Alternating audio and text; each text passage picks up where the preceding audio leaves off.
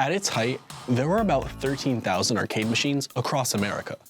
Individual units were making as much as $400 a week. Revenue for the arcade industry peaked in 1982 at $12 billion, but just 3 years later, revenue plummeted to $100 million. The American arcade industry was busted. Today, remaining American arcades are bastions of a time long ago, only surviving on nostalgia. But in Japan, arcade culture is thriving. Japanese arcades have somehow withstood many of the same cultural and technological advancements that have killed the American arcade. The American arcade industry is partly a victim of its own success. Arcade owners were ordering more machines than their clientele could even support. The market was saturated, and saturated with particularly bad games. At the same time, anti-video game sentiment was growing in American suburbs. Society was beginning to question the relationship between video games and violence. And parents were upset at the hours their children would spend in arcades. Officials say they are responding to complaints from parents that children have skipped school or stolen money to play the games and made a nuisance of themselves. The American arcade industry began to decline.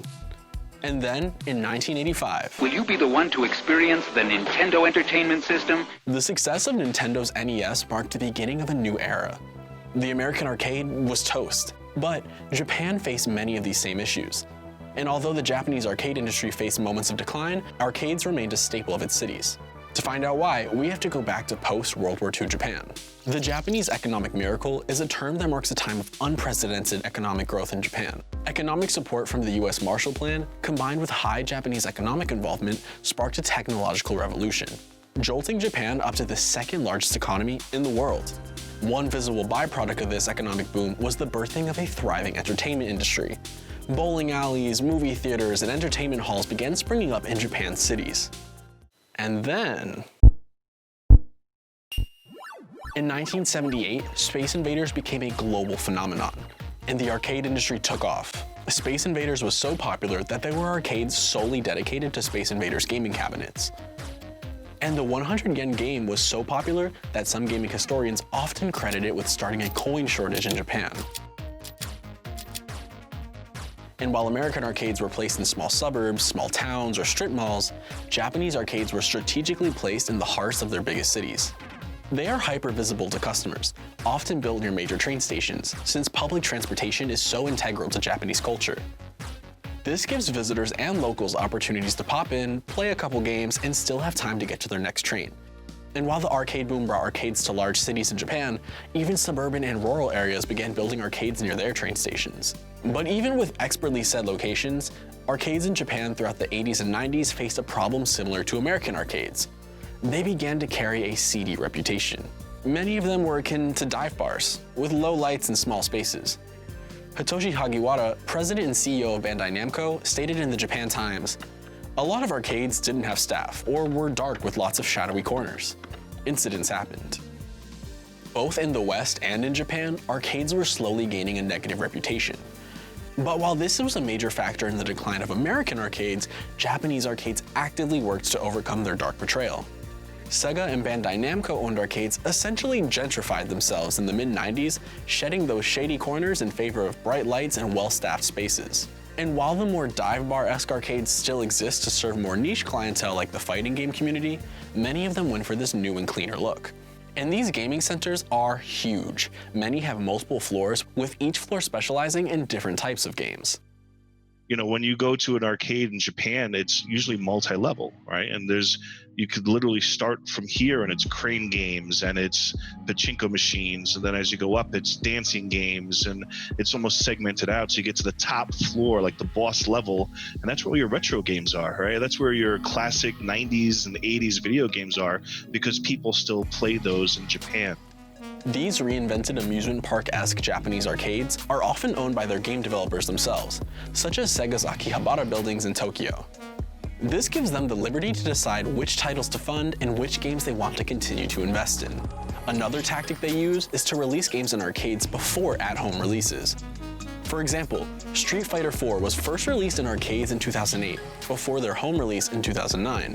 When it first came out, it was only in arcades, and the companies were listening to the communities and saying, what do you like? What needs to be changed? The entire gaming system is integrated, and therefore works in a way that American arcades never could. Japanese arcades are continuously evolving. The business model mandates the need for innovation to remain relevant. And now, the Japanese arcade industry is facing its biggest challenge yet. The coronavirus pandemic has hit the arcade industry very hard. The Japanese government quickly implemented comprehensive restrictions on travel and gathering. This effort has been a relative success with only 1,600 deaths from the virus.